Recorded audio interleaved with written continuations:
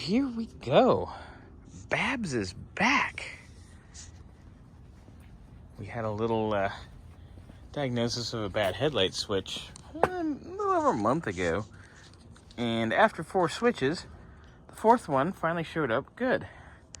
The 3 NOS Mopar Chrysler Corporation ones were junk out of the box. The one Sorensen NOS aftermarket switch was good. So guess what we're putting in?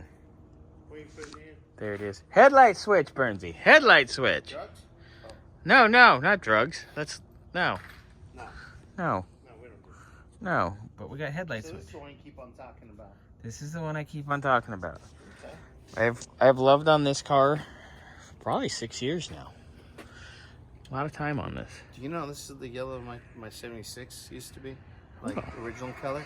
Well, there it is. Yeah, this is very pretty. I love this car. So, I'm going to get in here, get the dash apart, swap out that headlight switch, make sure it works, put everything back together, and then this baby can go home. So, got our top part of our dash out. We have our dash light, map light, etc. out. And now I can access the screws that hold the remaining cluster components. Get that out, pull it out, swap our switch, put it all back together. Fun, fun.